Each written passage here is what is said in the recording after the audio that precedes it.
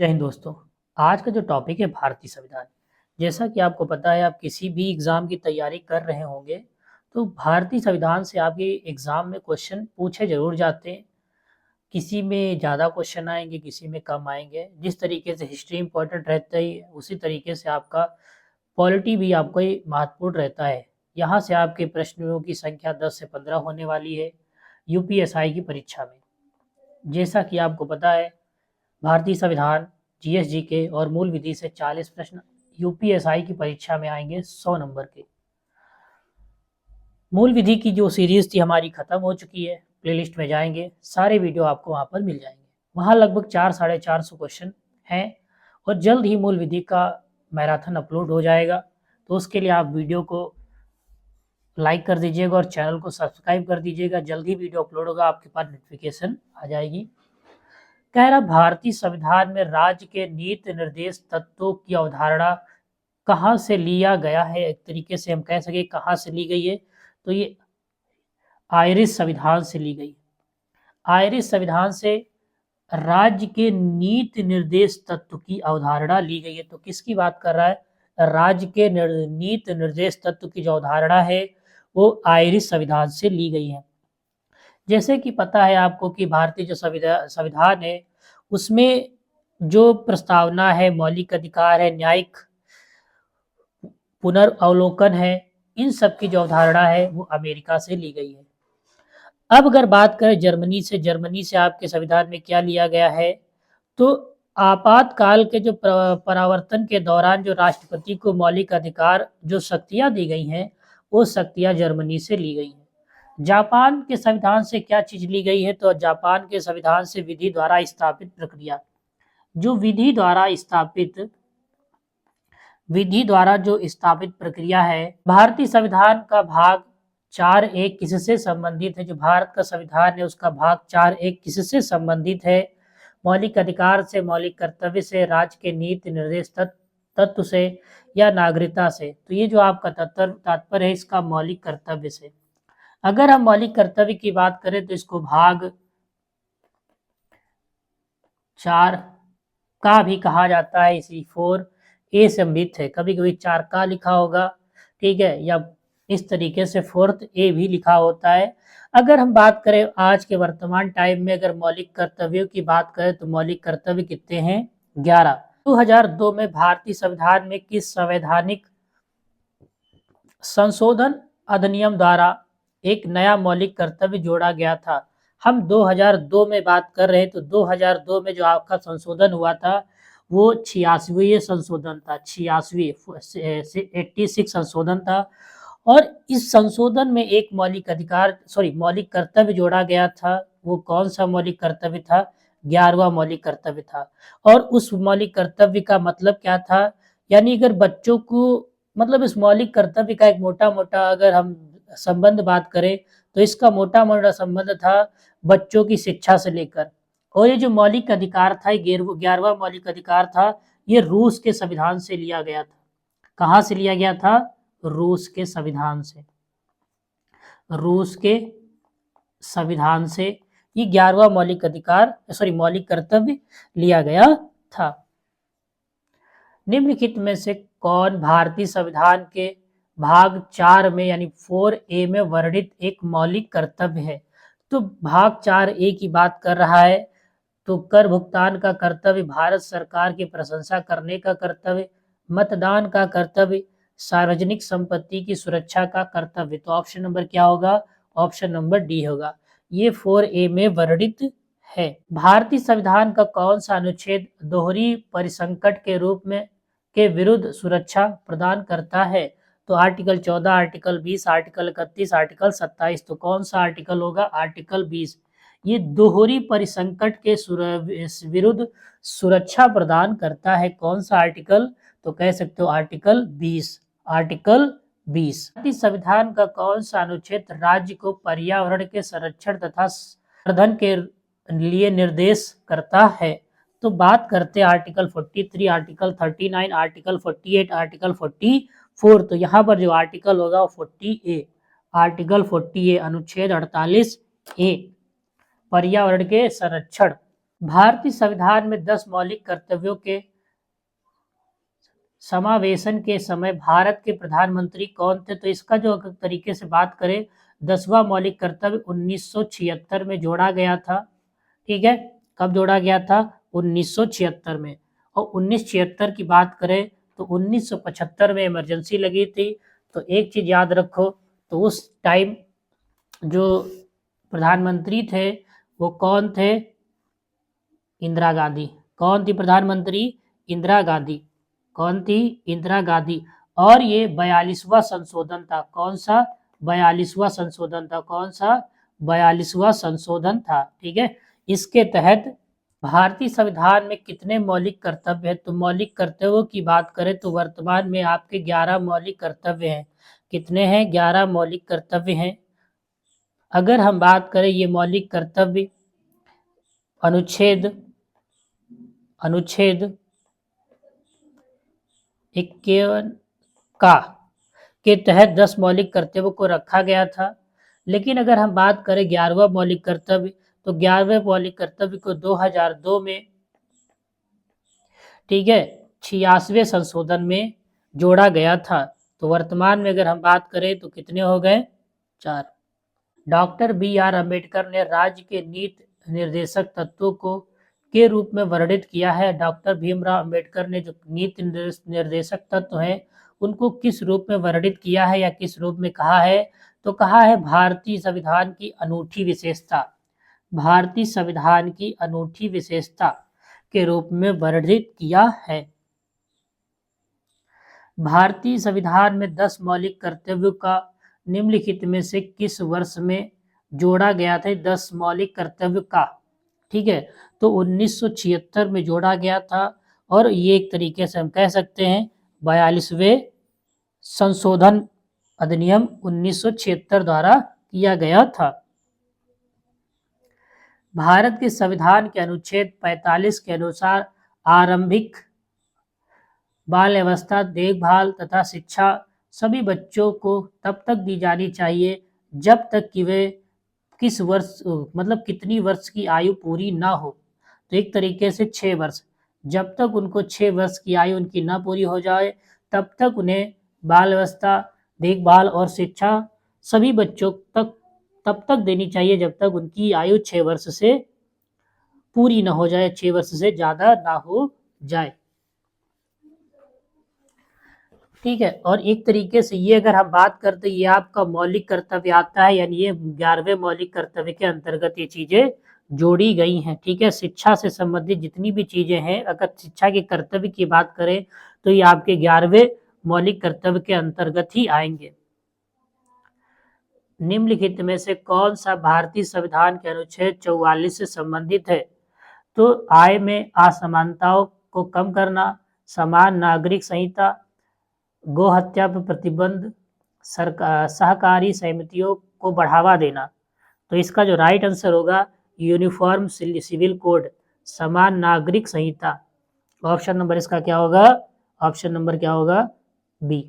अगर हम बात करें आय में असमानताओं को कम करना, तो इसको किस अनुच्छेद में कहा गया है? तो अनुच्छेद 46। गो हत्या का जो प्रतिबंध है वो आपका अनुच्छेद 48 में निहित है। और सहकारी समितियों को बढ़ावा देना ये आपका अनुच्छेद 43 खा में वर्णित है। निम्नलिखित में से कौन सा भारत के संविधान का हिस्सा नहीं है? तो भारत के संविधान के हिस्से की बात कर रहा है, तो कौन सा भारत के संविधान का हिस्सा नहीं है? 5वीं अनुसूची, मौलिक अधिकार, मौलिक कर्तव्य, राजनीति निर्देशक सिद्धांत। तो यहाँ जो मौलिक कर्तव्य हैं ये आपके भारत के संविधान का हिस्सा, मूल संविधान का हिस्सा नहीं है। राज्य के नीति निर्देशक सिद्धांतों में से कौन सा अनुच्छेद प्रबंधन में श्रमिक भागीदारी को सुरक्षित करने की बात करता है? तो कहाँ पे कह रहा है प्रबंधन में श्रमिक भागीदारी को सुरक्षित करने की बात कौन सा आर्टिकल करता है? Article 39, article 38B, article 43A या आर्टिकल 36? तो जो आपका आर्टिकल होगा 43A होगा। 43A क्या होगा आपका? राइट होगा।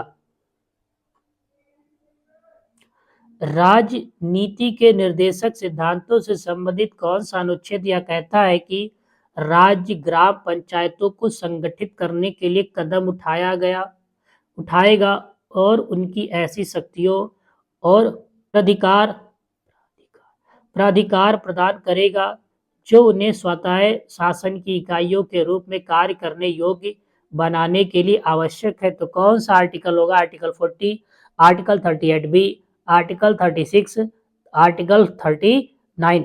तो ये जो आर्टिकल होता है आर्टिकल 40, अनुच्छेद 40 कौन होगा? अनुच्छेद 40। भारत के संविधान के किस अनुच्छेद में पोषण के स्तर और जीवन स्तर को बढ़ाने के लिए सार्वजनिक स्वास्थ्य में सुधार के लिए राज्य के कर्तव्यों के बारे में बात की गई है? तो किस आर्टिकल में बात की गई है? किसके? पोषण के स्तर और जीवन स्तर को बढ़ाने के लिए। तो article 12, article 23, article 33, article 43, 47, article 18, अनुच्छेद 12, अनुच्छेद 33, अनुच्छेद 47 की अनुच्छेद 18। तो अनुच्छेद 47 में ऐसा कहा गया है। सिद्धांतों में परिवर्तन के लिए एक संवैधानिक संशोधन की आवश्यकता होती है जिसे निम्न के द्वारा पारित किया जाना आवश्यक होता है। तो संसद के दोनों सदन, संसद में उपस्थित 2/3 सदस्यों का अनुमोदन और मतदान, केवल बी या ए बी दोनों नहीं, केवल ए। ठीक है, तो ए बी दोनों क्या है? महत्वपूर्ण है। भारत की राजनीति के निर्देशक सिद्धांतों के संदर्भ में इनमें से कौन सा वक्तव्य सही है? तो ऐसा कहा जाता है, देखो राज निर्देशक सिद्धांतों की बात कर रहा है तो पहला पॉइंट कहता है ऐसा कहा जाता है कि ये सकारात्मक प्रकृति के हैं और इनका लक्ष्य है राज्य के अधिकारों और कार्यों में वृद्धि लाना। या सेकंड पॉइंट कहता है इनका लक्ष्य है कि सामाजिक और आर्थिक न्याय प्राप्त करके एक लोक हितकारी राज्य की स्थापना करना। तो अगर हम यहाँ बात करें कौन सा सही है, तो ए और बी दोनों सही है। ये आपके दोनों क्या है? राइट हैं।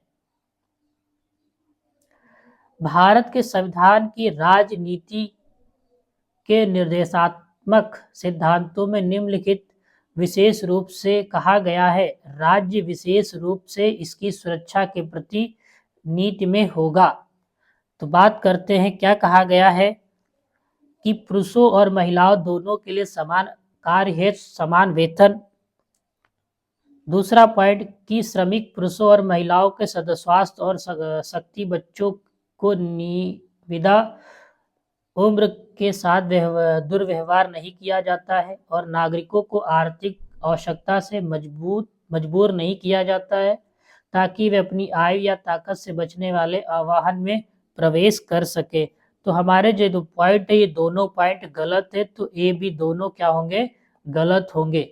निम्नलिखित में से किसका भारत के मूल संविधान में राज्य नीति के निर्देशक सिद्धांत के रूप में उल्लेख नहीं किया गया? यहाँ कह रहा है नहीं किया गया है, नहीं शब्द आया है। तो जीवन स्तर को बढ़ाना राज्य का कर्तव्य है, बिल्कुल कर्तव्य है। पोषण का स्तर बढ़ाना राज्य का कर्तव्य है, बिल्कुल कर्तव्य है। पर्यावरण की रक्षा करना और बेहतर बनाना राज्य का कर्तव्य है। ये राज्य का कर्तव्य नीति निर्देशक के सिद्धांत के रूप में उल्लेखित नहीं है, लेकिन राज्य का कर्तव्य होता है लेकिन उसमें उल्लेखित नहीं है। तो ये ऑप्शन क्या हो जाएगा हमारा? राइट होगा।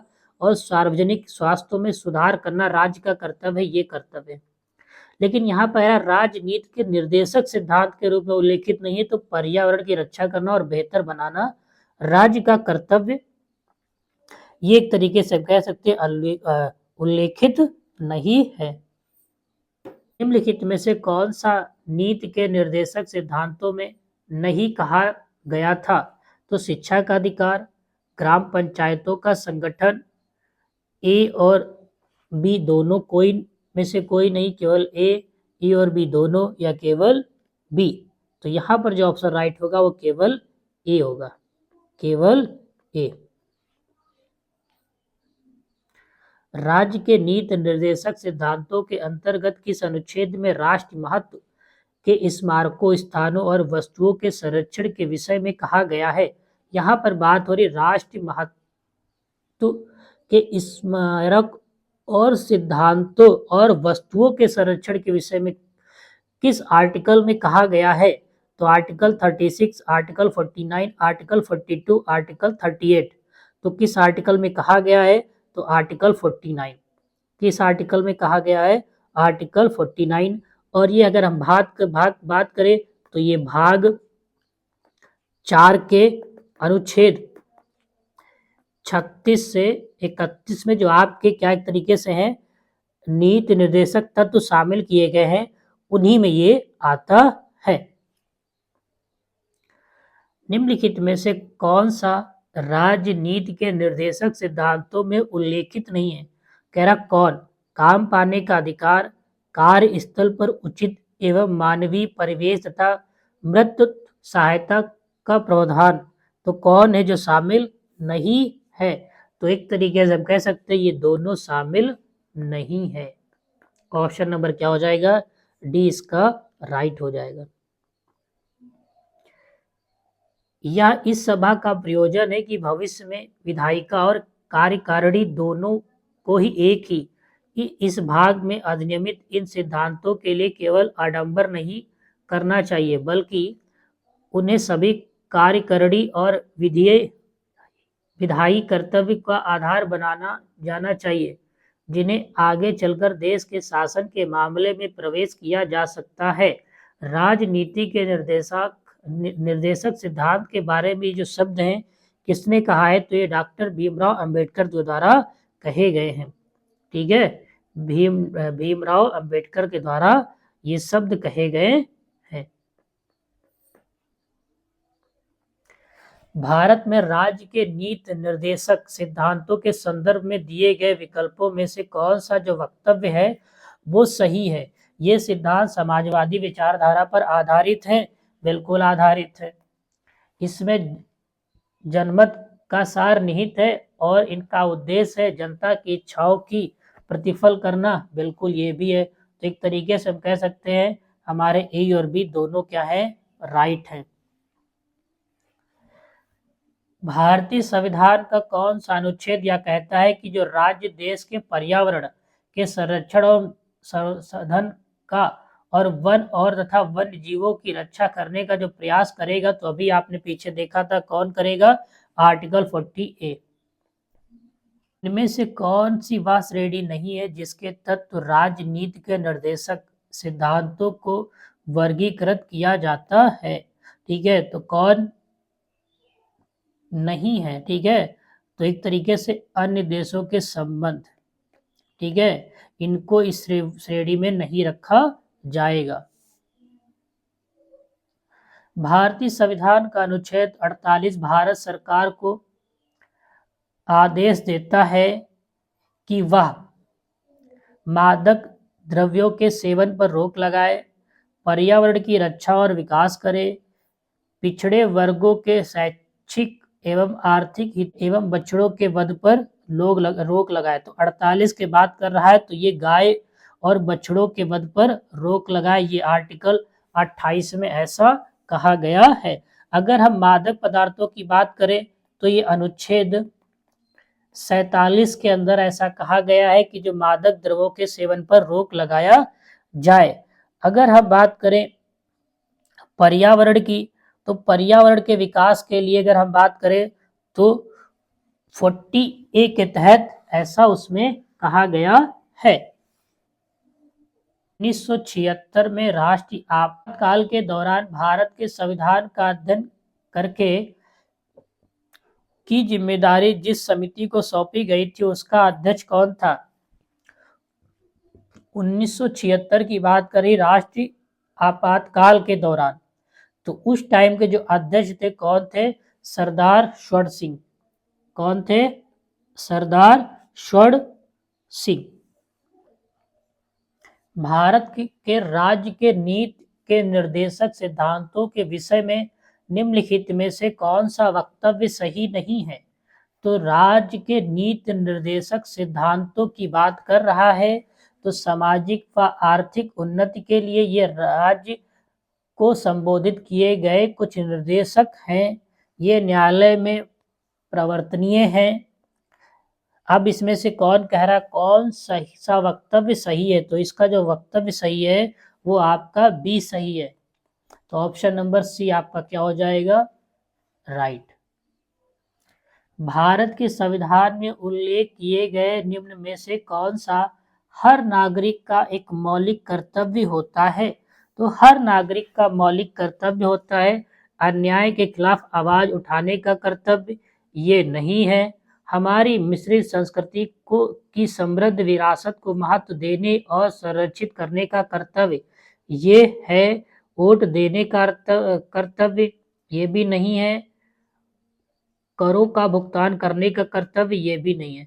तो मौलिक कर्तव्य की बात करा तो ऑप्शन नंबर यहाँ पर बी क्या होगा, राइट हो जाएगा। राज्य के नीति निर्देशक सिद्धांत संविधान के अध्याय 4 में निहित है, तो राज्य के नीति निर्देशक सिद्धांतों की बात कर रहा है, तो राज्य के नीति निर्देशक सिद्धांत है वो अनुच्छेद 36 से लेके 51 तक निहित हैं। और भाग कौन है, भाग की बात करें 4 का, भारतीय संविधान के भाग 4 में प्रस्तुत है का विवरण, किसका विवरण प्रस्तुत है, संघ की न्यायपालिका, संसद, मूलभूत अधिकार, राज्य के नीति निर्देशक सिद्धांत। अभी आपने देखा होगा मैंने बताया था, तो राज्य के नीति निर्देशक सिद्धांत। भारतीय संविधान में कुल कितने मूल कर्तव्य दिए गए हैं, तो मूल कर्तव्य की संख्या आज के टाइम 11 है। भारतीय संविधान में मूल कर्तव्य किस देश के संविधान से लिए गए हैं, तो मूल कर्तव्य की बात कर रहा है तो पूर्व सोवियत संघ। भारतीय संविधान के अनुच्छेद 48 में प्रयुक्त न्याय निम्न को सूचित करने के लिए प्रयुक्त किया है, तो किसको सूचित करने के लिए प्रयुक्त किया गया है, अनुच्छेद 48 जो सामाजिक, आर्थिक और राजनैतिक न्याय। ऑप्शन नंबर क्या होगा, डी। राष्ट्रीय अनुसूचित जाति आयोग के अध्यक्ष और सदस्यों की नियुक्ति कौन करता है, राष्ट्रीय अनुसूचित जाति आयोग के अध्यक्ष तथा सदस्यों की नियुक्ति कौन करता है, तो भारत के राष्ट्रपति के द्वारा नियुक्ति होती है। आर्थिक मामलों में मंत्रिमंडलीय समिति का अध्यक्ष कौन होता है, और आर्थिक क्षेत्रों में सरकारी गतिविधियों का निर्देशन और समन्वय कौन करता है, केंद्रीय वित्त मंत्री, भारत के प्रधानमंत्री, भारत सरकार के मुख्य आर्थिक सलाहकार, केंद्रीय वाणिज्य और व्यापार मंत्री, तो भारत के प्रधानमंत्री, prime minister of India. Option number क्या होगा, आर्थिक मामलों पर मंत्रिमंडलीय समिति का अध्यक्ष कौन होता है, तो भारत के प्रधानमंत्री होते हैं। नवनिर्वाचित लोकसभा की बैठक की अध्यक्षता करने के लिए स्पीकर प्रो टेम की नियुक्ति कौन करता है, तो जो इसकी नियुक्ति करता है वो भारत का राष्ट्रपति होता है। कौन करता है, भारत के राष्ट्रपति के द्वारा की जाती है। नवनिर्वाचित लोकसभा की बैठक की अध्यक्षता करने के लिए जो स्पीकर, जिसे हम प्रोटोम, कुछ समय के लिए स्पीकर। 1921 में केंद्रीय बजट से रेल बजट को अलग करने के लिए किस समिति ने प्रस्ताव रखा था, केंद्रीय बजट से रेल बजट को अलग करने के लिए किस समिति ने प्रस्ताव रखा था, तो कौन सी समिति थी, तो समिति का नाम क्या था, विवेक देव राय। गढ़ पूर्ति को पूरा करने के लिए राज्यसभा में कितने सदस्य मौजूद होने चाहिए, जिसको हम लोग कोरम बोलते हैं, तो कितने सदस्य मौजूद होने चाहिए, सदस्यों की संख्या 25, यानी सदस्यों की संख्या कितनी होगी, 25 होनी चाहिए। भारतीय संसदीय समूह का पदेन अध्यक्ष कौन होता है, जो भारत की संसद और विश्व की विभिन्न संसदों के बीच की एक कड़ी है, तो कौन होता है, लोकसभा अध्यक्ष। कौन होता है, लोकसभा अध्यक्ष कौन होता है, भारतीय संसदीय समूह का पदेन अध्यक्ष। क्षेत्रीय परिषद के सर्वमान्य अध्यक्ष कौन होते हैं, क्षेत्रीय परिषद की बात कर रहा है तो कौन होते हैं? गृह मंत्री। कौन होता है? गृह मंत्री। ऑप्शन नंबर ए क्या होगा? राइट होगा। भारत के महान्यायवादी के पारिश्रमिक का निर्धारण करने का अधिकार किसके पास होता है? तो जो अधिकार होता है किसके पास होता है? तो ये भारत के राष्ट्रपति के पास होता है। किसके पास होता है? भारत के राष्ट्रपति के पास।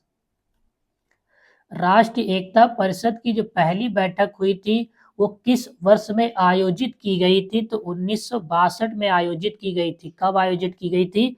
1962 में आयोजित की गई थी।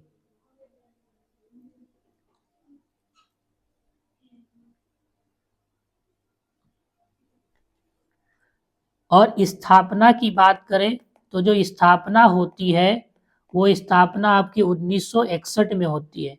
और उस टाइम के जो प्रधानमंत्री थे पंडित जवाहरलाल नेहरू, और उन्होंने इसकी स्थापना की थी। और इसका जो अध्यक्ष होता है, अध्यक्ष की बात करें, जो हमारा अध्यक्ष होता है, अध्यक्ष जो होता है वो प्रधानमंत्री होता है। कौन होता है? प्रधानमंत्री। भारतीय संविधान के किस अनुच्छेद में राज्यों के लिए महाअधिवक्ता के पद का प्रावधान किया गया है? Article 148, article 145, article 65, article 165, 165। तो अनुच्छेद 165। भारतीय संविधान के किस अनुच्छेद में राज्यों के लिए महाअधिवक्ता के पद का प्रावधान किया गया है? तो अनुच्छेद 165 के तहत। भारत के उपराष्ट्रपति का चुनाव करने वाले निर्वाचक मंडल में निम्नलिखित में कौन शामिल होते हैं? कौन सदस्य शामिल होते हैं? केवल राज्यसभा के निर्वाचित सदस्य, केवल लोकसभा के निर्वाचित सदस्य, केवल राज्यसभाई के निर्वाचित तथा मनोनीत सदस्य, संसद के दोनों सदनों के निर्वाचित तथा मनोनीत सभी सदस्य। तो सदनों के जो निर्वाचित तथा मनोनीत सभी सदस्य क्या होते हैं? उस प्रक्रिया में एक तरीके से हम कह सकते हैं भाग लेते हैं। भारत में सर्वोच्च कानून अधिकारी कौन होता है? जो भारत में सर्वोच्च कानून अधिकारी होता है वो कौन होता है? भारत का महान्यायवादी होता है कि उच्चतम न्यायालय के मुख्य न्यायाधीश होता है, केंद्रीय सतर्कता आयुक्त होता है, या भारत के महान्यायाधीशकर्ता? तो कौन? भारत के महान्यायवादी। कौन? भारत के महान्यायवादी। भारत के प्रधानमंत्री को द्वारा नियुक्त किया जाता है। तो भारत के प्रधानमंत्री को किसके द्वारा नियुक्त किया जाता है? तो भारत के राष्ट्रपति, भारत के उपराष्ट्रपति, भारत के मुख्य निर्वाचन आयुक्त, या लोकसभा अध्यक्ष। तो भारत के जो प्रधानमंत्री को किसके द्वारा नियुक्त किया जाता है? तो भारत के राष्ट्रपति के द्वारा नियुक्त किया जाता है। और जो संसदीय जो आम चुनाव होते हैं उनके परिणामों के अनुसार ही अनुच्छेद 75 के अनुसार राष्ट्रपति द्वारा नियुक्त किया जाता है। अब यहाँ पर अनुच्छेद की बात करें तो अनुच्छेद कौन सा आएगा? अनुच्छेद 75 के आधार पर ही राष्ट्रपति द्वारा नियुक्त किया जाता है। और लोकसभा में जिसका बहुमत होता है उसी का एक तरीके से उसका एक सदस्य होता है, उसी को प्रधानमंत्री चुना जाता है। वो पार्टी डिसाइड करती है। तो आज के लिए बस इतना ही। धन्यवाद। जय हिंद, जय भारत।